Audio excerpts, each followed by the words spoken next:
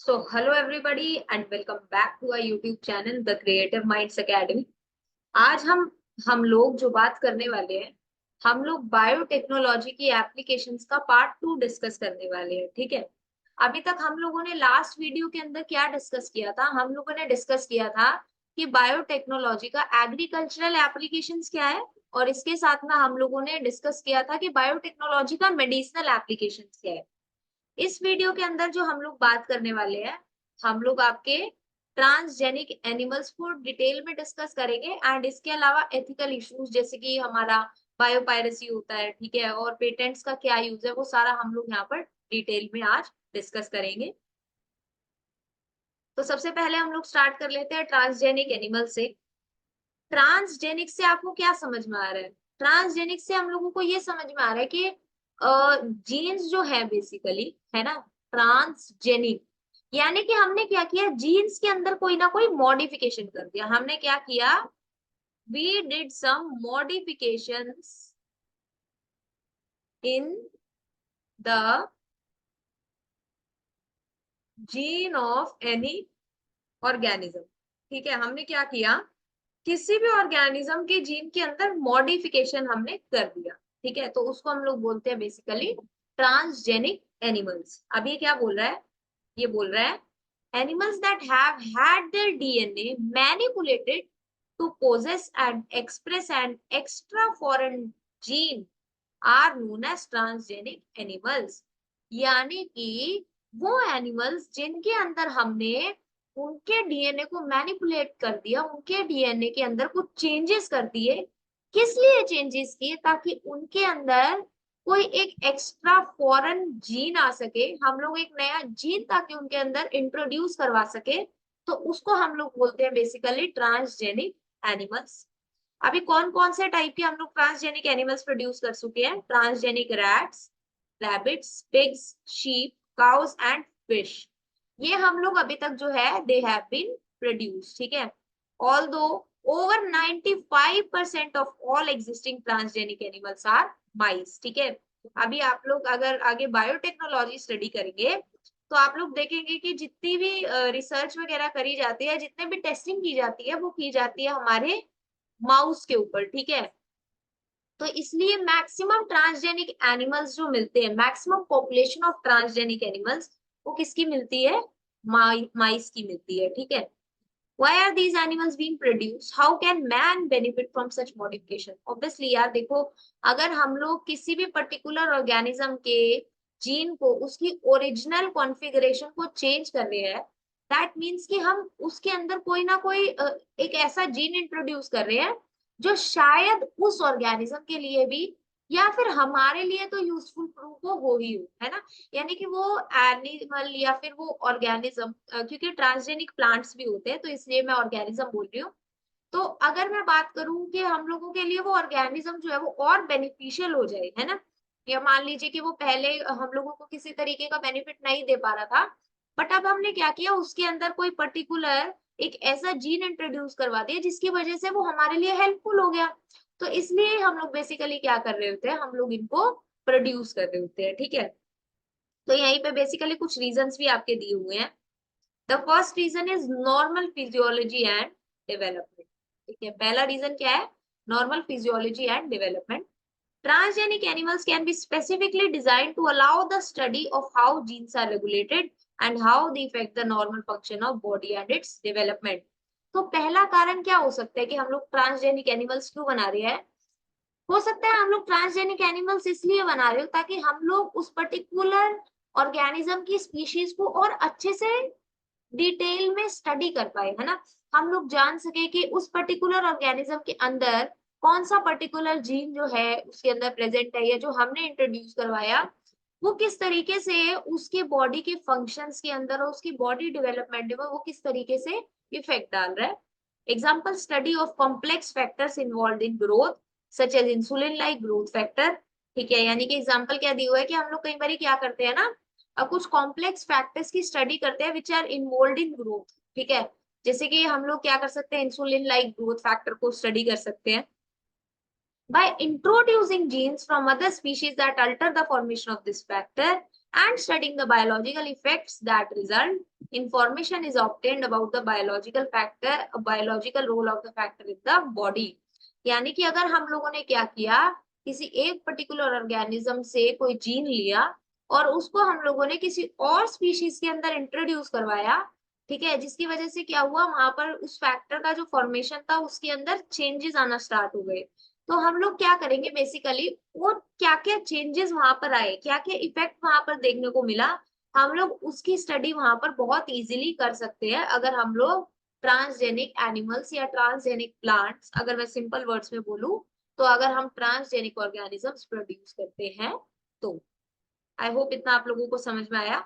Second reason क्या हो सकता है, टू स्टडी एनी डिसीज, है ना, टू स्टडी एनी डिजीज।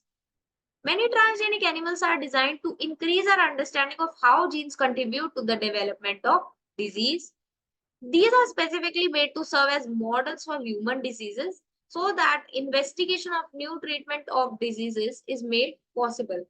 देखो होता क्या है ना, हम लोग बहुत सारे ट्रांसजेनिक एनिमल्स को इस तरीके से बनाते हैं कि हम लोग जान सके कि कौन सा पर्टिकुलर जीन कौन सा डिजीज कॉज करने में जो है रोल प्ले कर रहा है ना, हम लोग जान सके कि किस जीन का जो है कितना रोल है कोई भी डिजीज कॉज करने में, या रोल है भी या नहीं है, ठीक है। तो बेसिकली होता क्या है, हम लोग इनको एज अ मॉडल भी हम लोग ट्रीट कर लेते हैं, ठीक है। यानी कि इनको हम लोग बेसिकली कई बारी मॉडल ऑर्गेनिजम्स बोलते हैं, ठीक है। मॉडल ऑर्गेनिजम्स क्या होता है, वो ऑर्गेनिजम्स जिनको हम लोग लेके और एक वास्ट पॉपुलेशन की अंदर कुछ पर्टिकुलर कैरेक्टर्स का हम लोग एक अंदाजा लगाते हैं। लेट्स से हम लोगों ने कोई मॉडल ऑर्गेनिज्म ले लिया, ठीक है, जिसके ट्रेड्स जो है किसी और ऑर्गेनिज्म से मिलते जुलते हैं।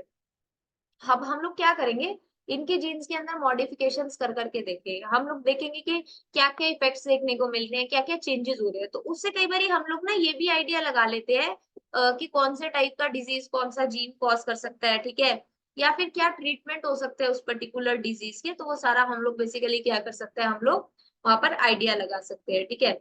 और इसीलिए आजकल ना बहुत सारे ट्रांसजेनिक मॉडल्स होते हैं बहुत सारी ह्यूमन डिजीजेस के लिए, ठीक है। एग्जाम्पल क्या क्या दिया हुआ है, एग्जाम्पल इज कौन कौन से डिसीजेस के लिए अभी मॉडल प्रेजेंट है, for cancer, cystic fibroid fibrosis, rheumatoid arthritis and Alzheimer's, ठीक है।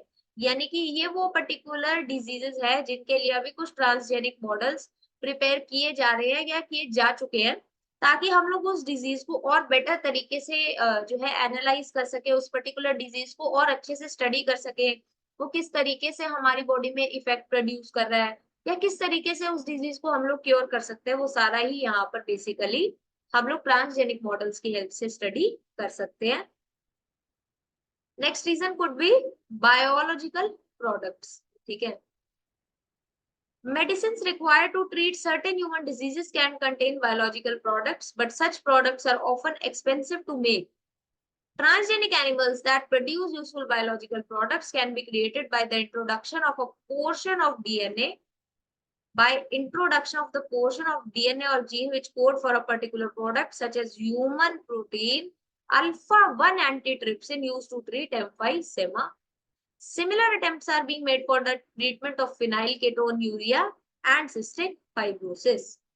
In 1997, the first transgenic cow, जिसका नाम क्या था, रोजी, it produced human protein enriched milk. The milk contained human alpha-lactalbumin and was nutritionally a more balanced product for human babies than natural cow milk. अब इसको हम लोग समझते हैं। देखो बहुत सारी ऐसी मेडिसिन होती हैं जो हमारे ह्यूमन बींग्स के अंदर कुछ डिजीज को क्योर करने में हेल्प करती है, और उनमें से बहुत सारी मेडिसिन के अंदर क्या होता है ना, बायोलॉजिकल प्रोडक्ट्स का यूज किया जाता है। अब कई बार क्या होता है ना, वो जो बायोलॉजिकल प्रोडक्ट्स होते हैं ना, अगर हम लोगों ने देखो बायोलॉजिकल प्रोडक्ट्स का वहां पर यूज करना है, और अगर हम लोग इस तरीके से मेडिसिन बना रहे हैं, तो कई बार मेडिसिन बहुत महंगी भी होती है। जैसे आप लोग देखेंगे कई बार एक पर्टिकुलर टेबलेट ही या एक पर्टिकुलर इंजेक्शन ही कई हजारों रुपए का आता है, ठीक है। तो वो बेसिकली क्यों महंगा आता है, बिकॉज वहां पर कुछ ना कुछ बायोलॉजिकल प्रोडक्ट्स यूज हो रहे हैं, या फिर जो मटेरियल्स वहां पर यूज हो रहे हैं वो बहुत ज्यादा एक्सपेंसिव है, बहुत ज्यादा कॉस्टली है। इसी वजह से वो मेडिसिन का रेट भी क्या होता है, बेसिकली इंक्रीज हो जाता है। अगर हम लोग क्या करें, हम लोग बेसिकली ऐसे ट्रांसजेनिक एनिमल्स बनाए जो क्या कर सके, यूजफुल बायोलॉजिकल प्रोडक्ट्स हम लोगों को दे सके, ठीक है। तो वहां पर क्या होगा बेसिकली, जो हमारी मेडिसिन है हो सकता है ना कुछ हद तक सस्ती हो जाए, तो वो हम किस तरीके से बना सकते हैं ऐसे transgenic animals, by introduction of the portion of DNA और gene which codes for a particular product such as human protein used to treat emphysema। अब वो क्या बोल रहा है, अगर हम लोगों को कुछ ऐसे ट्रांसजेनिक एनिमल्स बनाने हैं जो ऐसे प्रोडक्ट्स प्रोड्यूस कर पाए जो हमारे लिए यूजफुल हो, तो हम लोग क्या कर सकते हैं, किसी ऐसे डीएनए या फिर ऐसे जीन्स का एक पोर्शन ले सकते हैं और उसको इंट्रोड्यूस करवा सकते हैं एक पर्टिकुलर एनिमल के अंदर, उस जीन या उस पोर्शन ऑफ डीएनए को जो किसी भी पर्टिकुलर डिजीज के लिए बेसिकली कोड कर रहा हो, ठीक है। यानी कि हम लोग क्या कर सकते हैं बेसिकली, मान लो हम लोगों ने क्या किया, एक ऐसे पर्टिकुलर जीन को वहां पर इंट्रोड्यूस करवा दिया जो क्या कर रहा है, जो ह्यूमन प्रोटीन के लिए कोड करता है। ह्यूमन प्रोटीन क्या है, alpha 1 antitrypsin, this point is very very important, ठीक है। Human protein is alpha 1 antitrypsin, और जो किस किस चीज के ट्रीट करने के लिए यूज होता है, which is use to treat emphysema. और यही बेसिकली ऐसे ही अटेम्प्ट्स किए जा रहे हैं ताकि हम लोग फिनाइल कीटोन्यूरिया और सिस्टिक फाइब्रोसिस का भी कोई ना कोई वहां पर इलाज निकाल सके। 1997 के अंदर क्या हुआ था, फर्स्ट ट्रांसजेनिक काउ बनी थी जिसका नाम था रोजी, और उसने बेसिकली क्या किया था, it produced human protein enriched milk, यानी कि उसने ऐसा मिल्क प्रोड्यूस किया था which was human protein enriched, ठीक है। 2.4 ग्राम पर लीटर इतना प्रोटीन उसके अंदर प्रेजेंट था, 1 लीटर के अंदर बेसिकली, 1 लीटर के अंदर इतना प्रोटीन वहां पर प्रेजेंट था उस गाय के मिल्क के अंदर। और वो जो मिल्क था उसके अंदर क्या था, ह्यूमन अल्फा लैक्टोएल्बुमिन था, क्या प्रेजेंट था, ह्यूमन अल्फा लैक्टोएल्बुमिन ऐसा पाया गया, ठीक है। और वो क्या था basically, it was a more balanced product for human babies than the natural cow milk, ठीक है। यानी कि अगर हम किसी पर्टिकुलर बेबी को, किसी भी एक इन्फेंट को हम लोग लेट से रोजी काउ जो थी उसका मिल्क दे रहे हैं, या फिर हम लोग एक नॉर्मल काउ का मिल्क दे रहे हैं, तो जो रोजी काउ से मिल्क उस इन्फेंट को हमने दिया, वो उसके लिए ज्यादा हेल्दी होगा as compare to the milk given by the natural cow. ये वैक्सीन, ये जो आपसे रोजी के बारे में यहाँ पे बात करी हुई है, इसके बारे में आपसे पूछ सकते हैं। Next is your vaccine safety, ठीक है। Vaccine safety, transgenic mice are being developed for use to test the safety of vaccine before they are use for humans. यानी कि क्या किया जाता है, अगर हमने कोई भी इंजेक्शन इंट्रोड्यूस किया, कोई भी इंजेक्शन हम लोगों ने बनाया है, तो सबसे पहले उनको हम लोग माइस पे लगा के देखते हैं, है ना। अगर उनके अंदर कोई साइड इफेक्ट नहीं हुआ तो ही वो बेसिकली क्या होता है, बेसिकली हमारे मार्केट के अंदर आ पाता है for use at human beings, ठीक है। Transgenic mice are being used to test the safety of polio vaccine. Polio vaccine की सेफ्टी को टेस्ट करने के लिए भी ट्रांसजेनिक माइस यूज हो रहे हैं। If successful and found to be reliable, they could replace the use of monkeys to test the safety of batches of this vaccine। यानी कि ये क्या बोल रहा है, अगर वो बेसिकली सक्सेसफुल हो गया, जो हम लोग पोलियो वैक्सीन के लिए कर रहे हैं, ये पोलियो वैक्सीन की रेफरेंस में यहाँ बोल रहा है, अगर ऐसा हो गया तो वो क्या कर सकेंगे हम लोग बेसिकली, जो हम लोग अभी तक मंकीज को यूज करते हैं ना सेफ्टी टेस्टिंग के लिए ना, तो हम लोग उसको क्या कर सकेंगे बेसिकली, माइस से क्या कर सकेंगे, रिप्लेस वहां पर कर सकेंगे। लास्ट पॉइंट इज कि हम लोग ट्रांसजेनिक एनिमल्स क्यों प्रोड्यूस कर रहे हैं, फॉर केमिकल सेफ्टी टेस्टिंग, जिसको हम लोग क्या बोलते हैं, टॉक्सिसिटी और सेफ्टी टेस्टिंग भी बोलते हैं। यहाँ पर बेसिकली होता क्या है, this process is same as use for testing toxicity of drugs. जिस तरीके से हम लोग डिजीज का टॉक्सिसिटी टेस्ट करते हैं ना, उसी तरीके से हम लोग बेसिकली यहाँ पर क्या कर रहे होते हैं, कुछ केमिकल्स का भी बेसिकली यहाँ पर टेस्ट कर रहे होते हैं। Transgenic animals are made that carry genes which make them more sensitive to toxic substances than non-transgenic animals। यानी कि जो ट्रांसजेनिक एनिमल्स होते हैं उनके अंदर कुछ ऐसे जीन्स प्रेजेंट होते हैं जिनकी वजह से वो ज्यादा सेंसिटिव होते हैं ना, ज्यादा जल्दी रिएक्ट कर पाते हैं किसी भी बेसिकली इंफेक्शियस चीज की तरफ, ठीक है। लेट्स से कि हम लोगों ने क्या किया, कोई भी वहां पर कोई टॉक्सिक सब्सटेंस वहां पर प्रेजेंट है, ठीक है। तो वहां पर एक मान लो कि कोई ट्रांसजेनिक माइस प्रेजेंट है और एक नॉन ट्रांसजेनिक माइस प्रेजेंट है, तो जो ट्रांसजेनिक माइस है वो इजीली उस चीज को डिटेक्ट कर पाएगा as compare to the non transgenic mice. क्यों, क्योंकि वहां पर हम लोगों ने बेसिकली क्या किया, उनके अंदर कुछ जीन्स का मैनिपुलेशन वहां पर किया हुआ है। They are then expose to the toxic substances and the effects are study. ठीक है, तो अगर वो बेसिकली वहां पर कोई रिएक्शन दिखाता है, फिर उनको हम लोग वो टॉक्सिक सब्सटेंस के साथ में क्या कर देते हैं, एक्सपोज कर देते हैं, और उसके बाद में हम लोग उनके इफेक्ट्स को स्टडी करते हैं। और ये जो टॉक्सिसिटी टेस्टिंग हम लोग करते हैं ना एनिमल्स के अंदर, it allow us to obtain results in less time. हम लोग बहुत कम टाइम के अंदर ही यहाँ से क्या कर सकते हैं, रिजल्ट्स को ऑब्टेन यहाँ पर कर सकते हैं। So the last topic of this chapter is ethical issues. वैसे तो देखा जाए तो बायोटेक्नोलॉजी यूनिट का भी ये आपका लास्ट टॉपिक है, तो हम लोग इसको भी डिस्कस कर लेते हैं। The manipulation of living organism by the human race cannot go on any further without regulation. Some ethical standards are required to evaluate the morality of all human activities that might help or harm living organism. अभी ये क्या बोल रहा है कि अगर हम लोगों को किसी भी हम लोग लिविंग ऑर्गेनिज्म के अंदर मैनिपुलेशन करे ही जा रहे हैं, करे ही जा रहे हैं, करे ही जा रहे हैं, तो वहां पर हो सकता है ना कि वो पर्टिकुलर, मान लो कि आप सारे चूहों को अपने ट्रांसजेनिक एनिमल्स बनाने में लग जाए, और इनके आप ऊपर आप सारे एक्सपेरिमेंट्स को टेस्ट करे जा रहे हैं, तो एक पॉइंट ऑफ टाइम हो सकता है ऐसा आ जाए ना कि हमारे जो बेसिकली माइस है उनकी पॉपुलेशन बिल्कुल ही कम हो जाए, है ना, ऐसा हो सकता है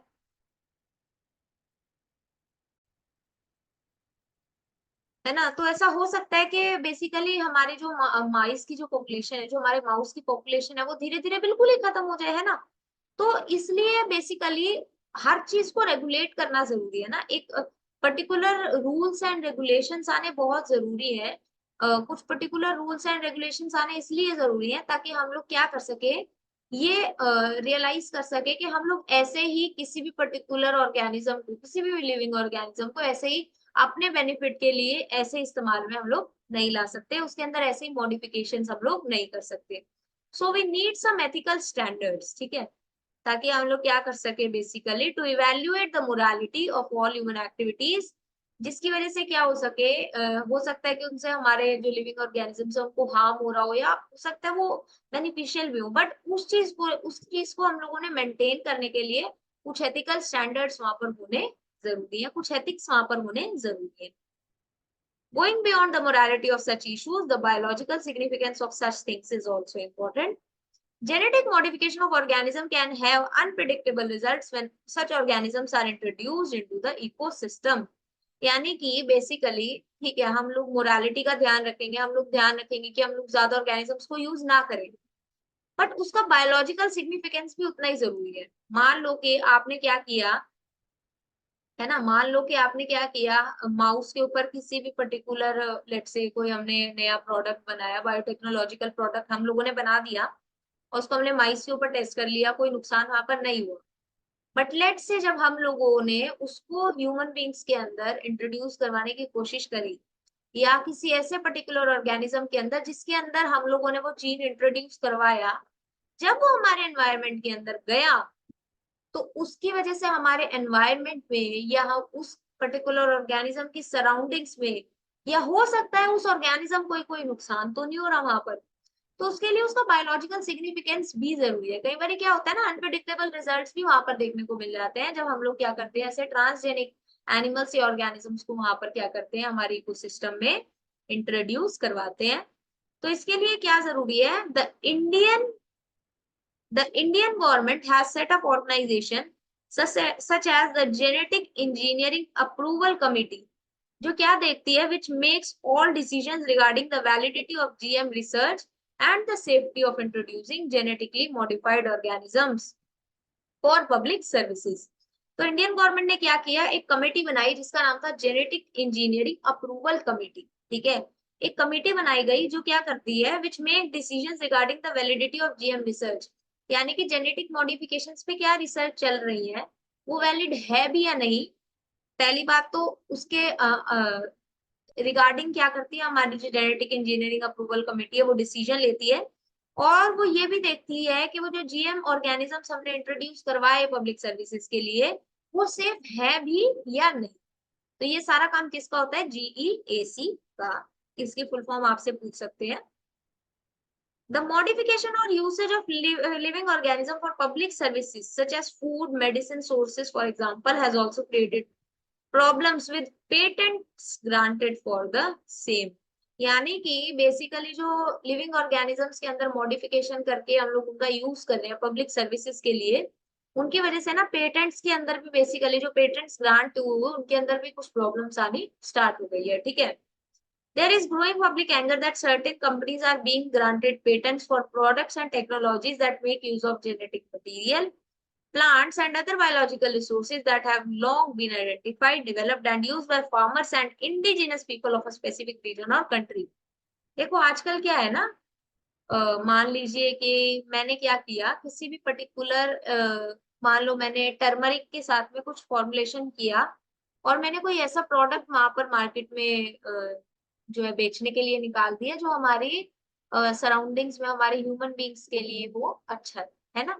और मान लो कि गवर्नमेंट ने मेरे को पेटेंट ग्रांट कर दिया, तो उस चीज पे ऑब्वियसली हो सकता है ना किसी किसी और इंसान को गुस्सा आ जाए। क्यों आ सकता है गुस्सा?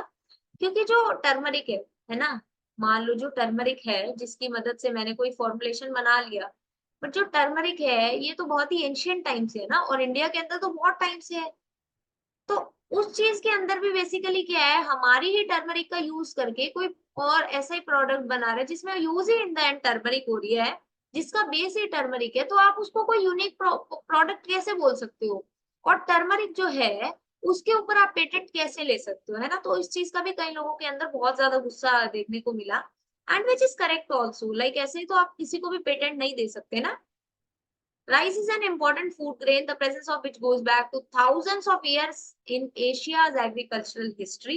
सबको पता है कि हमारी कंट्री के अंदर, इंडिया के अंदर कितने पुराने टाइम से चावल की खेती बाड़ी की जा रही है। There are an estimated 2 lakh varieties of rice in India alone. यानी कि अगर एक एस्टिमेट देखा जाए तो 2 लाख वेराइटीज तो राइस की ही है इंडिया के अंदर। Diversity of rice in India is one of the richest in the world. और जो बासमती राइस होता है it is distinct for its unique aroma and flavour, and 27 documented varieties of basmati are grown in India. यानी कि अगर हम basmati rice की बात करें तो उसकी कुछ स्पेशल प्रॉपर्टीज क्या क्या है। एक तो it has a unique aroma, उसकी फ्रेग्रेंस बहुत अच्छी होती है, उसका फ्लेवर भी डिफरेंट है, एक अच्छा फ्लेवर देता है। और 27 डॉक्यूमेंटेड वेराइटीज का मतलब क्या है, जिनका जिक्र डॉक्यूमेंट्स में है। हो सकता है और भी वेराइटीज ग्रो हो रही हो जिनका हमें ना पता हो, बट इतनी तो जो है इंडिया के अंदर ग्रो हो ही रही है। There is a reference to basmati in ancient text, folklore and poetry, ठीक है, as it has been grown for centuries. ठीक है, यानी कि जो हमारे कुछ पुराने जो वेद्स हैं उनके अंदर भी बासमती का जिक्र किया गया है, ठीक है, क्योंकि वो बहुत ही टाइम से हम लोग ग्रो भी कर रहे हैं, उसको यूज भी कर रहे हैं। बट 1997 में क्या हुआ, एक अमेरिकन कंपनी ने क्या किया, ईयर्स बहुत इंपॉर्टेंट है। 1997 के अंदर क्या हुआ, एक अमेरिकन कंट्री थी, उसने क्या किया, it got patent right on basmati rice through the US patent and trademark office, ठीक है। यानी कि एक अमेरिकन कंपनी ने क्या किया, हमारे ही बासमती राइस के ऊपर उसने यूएस पेटेंट और ट्रेडमार्क ऑफिस से क्या ले लिया, पेटेंट राइट्स ले लिया। अब हुआ ये कि उसकी वजह से कंपनी ने एक नया वैरायटी ऑफ बासमती बेचना शुरू कर दिया यूएस के अंदर और अब्रॉड के अंदर। वो जो न्यू वैरायटी थी, ऐसा देखा गया कि वो इंडियन की फार्मर्स वैरायटी से ही डिराइव किया हुआ था। ऑब्वियसली अगर ओरिजिन यहाँ से हुआ है तो उन्होंने डिराइव भी तो यही की फॉर्मुलेशंस लेके किया होगा ना। इंडियन बासमती को क्या किया गया, सेमी डुआर वेराइटीज के साथ में क्रॉस किया गया। उन्होंने, देख रहे हो आप कितना स्मार्ट खेल खेला, इंडियन वेराइटीज को सेमी डुआर वेराइटीज के साथ में क्रॉस किया और उसी को एज एन इन्वेंशन बोल दिया, एक नोवेल्टी बोल दिया, यानी कि एक स्पेशल फीचर है, जो स्पेशल टाइप की हम लोगों ने कोई स्पीशीज वहां पर डिस्कवर करी। Patent extends to functional equivalents, implying that other people selling basmati rice could be restricted by the patent. अब पेटेंट होता क्या है बेसिकली, पेटेंट क्या करता है ना, it exceeds to functional equivalent. वो क्या बोल देता है, मान लो कि मैंने टर्मरिक के ऊपर, मान लो मैंने टर्मरिक के ऊपर क्या करा, पेटेंट ले लिया, ठीक है, मैंने पेटेंट राइट्स ले ली। अब अगर मैंने पेटेंट ले लिया उसके ऊपर, तो अगर और कोई भी इंसान वहां पर पेटेंट टर्मरिक को यूज करेगा मेरी परमिशन के बिना, तो उसके ऊपर मैं क्या कर सकती हूँ, वहां पर कोई ना कोई केस कर सकती हूँ। तो यानी कि बेसिकली मेरा एक तरीके से बोल सकते हैं कि कॉपीराइट हो गया उसके ऊपर। बट बासमती राइस के ऊपर आप कैसे पेटेंट ले सकते हो, या मैं टर्मरिक टर्मरिक के ऊपर कैसे पेटेंट ले सकती हूँ ना। Several attempts have also been made to patent uses, products and processes based on Indian traditional herbal medicines. यानी कि ऐसे बहुत सारे अटेम्प्ट किए गए कि हम लोग क्या करें, बेसिकली पेटेंट्स का यूज करें किस लिए, ऐसे प्रोसेसेस या ऐसे फॉर्मुलेशंस को बनाने के लिए जिनके अंदर Indian traditional herbal medicine use हो रही थी। ठीक है, जैसे एग्जांपल क्या था, टर्मरिक और नीम। अब आप लोगों को समझ में आगा होगा कि मैं टर्मरिक का ही एग्जांपल यहाँ पर बार बार क्यों ले रही थी। If we are not vigilant and we do not immediately encounter these patent applications, other countries or individual may encash on our rich legacy and we may not be able to do anything about it. तो असल में जब ये बासमती वाला हुआ था ना, तब भी बहुत ही पुराने टाइम के ऋग्वेद और अलग अलग टाइप के जो हमारे जो माइथोलॉजिकल बुक्स हैं, उनके रेफरेंसेस दे के हम लोगों ने क्या किया था, उस पेटेंट को कैंसिल करवाया था, क्योंकि हम लोगों ने ये प्रूव किया था कि राइस का जो ओरिजिन है और जो यूसेज है वो सबसे पुराने टाइम से जो है वो इंडिया के अंदर ही हो रहा है।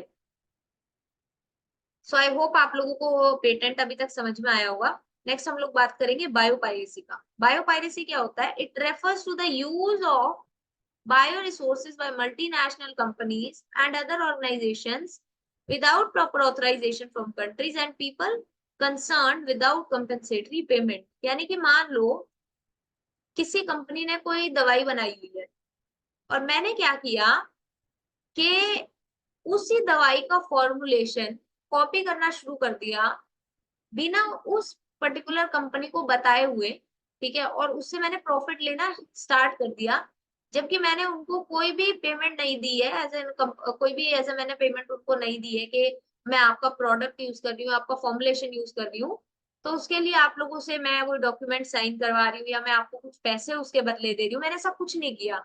तो उस चीज को हम लोग क्या बोल देते हैं? Bio piracy. यानी कि हम लोग बायो रिसोर्सेज का यूज करते हैं, स्पेशली का मल्टीनेशनल कंपनीज या कुछ और अदर ऑर्गेनाइजेशंस के अंदर हो रहा होता है, जहां पर असल में हम लोग क्या करते हैं, वो लोग क्या करते हैं, without any proper authorisation from countries and people concern, यानी कि जिन लोगों ने वो फॉर्मुलेशन बनाया या फिर जिन कंट्रीज के अंदर वो बना, उनको तो बता भी नहीं रहे हैं, उनसे कोई ऑथराइजेशन नहीं हुआ है, उनको कोई पेमेंट नहीं दी गई और वो ऐसे उसका यूज करे जा रहे हैं। तो उसी को हम लोग क्या बोलते हैं? Bio piracy. Most of the industrialized nations are rich financially but poor in biodiversity and traditional knowledge। ठीक है, यानी कि बेसिकली जो इंडस्ट्रियलाइज्ड नेशंस है ना, उनकी अगर हम लोग बात करें, यानी कि जो डेवलप्ड नेशंस है वो रिच तो है बट उनके पास में बायोडाइवर्सिटी और ट्रेडिशनल नॉलेज बहुत ही कम है, जबकि जो डेवलपिंग कंट्रीज या फिर अंडर डेवलप्ड वर्ल्ड है, it is rich in biodiversity and traditional knowledge related to bio resources. ठीक है, जबकि जो हमारी developing countries like India and the under developed world जो है, उसके पास में बायोडाइवर्सिटी और ट्रेडिशनल नॉलेज बहुत ज्यादा है। किस चीज की? बायो रिसोर्सेज की। Traditional knowledge related to bio resources can be exploited to develop modern applications and can also be used to save time, effort and expenditure during their commercialization। यानी कि जो ट्रेडिशनल नॉलेज हम लोगों को है उन bio resources की, उन्हीं को यूज करके हम लोग कुछ ऐसे उनके मॉडर्न एप्लीकेशंस निकाल सकते हैं जिनसे हमारा समय भी बचे, हमारा खर्चा भी बचे और वो चीज हमारे ह्यूमंस के लिए या हमारी एनवायरनमेंट के लिए या कुछ और ऑर्गेनिजम्स के लिए वो क्या हो, वो बेनिफिशियल वहां पर हो रहा हो। There has been growing realization of the injustice in adequate compensation and benefit sharing between developed and developing countries. Therefore, some nations are developing laws to prevent such unauthorized exploitation of their bioresources and traditional knowledge। तो आजकल basically हो क्या रहा है ना, ये सब बहुत कॉमन हो गया है, तो इसलिए कुछ नेशंस क्या कर रहे हैं, कुछ लॉज बना रहे हैं ताकि इन सब चीजों से क्या हो सके, उनकी कंट्रीज को बचाया जा सके। इंडियन पार्लियामेंट ने अभी रिसेंटली क्या किया है, Indian Parliament has recently cleared the second amendment of the Indian Patents Bill that takes such issues into consideration, including patent terms, emergency provisions, and research and development initiative। यानी कि ये जो second amendment of Indian patents bill बनाया गया, ये कुछ ऐसे issues को वहां पर क्या कर रहा होता है, बेसिकली वहां पर कंसीडर कर रहा होता है। सो आई होप इतना आप लोगों को समझ में आया और इसी के साथ में हम लोगों ने आपका बायोटेक्नोलॉजी का पूरा चैप्टर और बायोटेक्नोलॉजी की पूरी यूनिट यहाँ पर डिस्कस कर ली। अभी तक ये जो एनसीईआरटी डिस्कशन सीरीज चल रही है, इसके अंदर हम लोगों ने 4 चैप्टर्स कवर कर लिए हैं। नेक्स्ट हम लोग जो आपका उठाने वाले हैं, आप लोग की लास्ट यूनिट उठाएंगे जिसके अंदर हम लोग ऑर्गेनिजम्स एंड पॉपुलेशन वगैरह को डिस्कस कर रहे होंगे।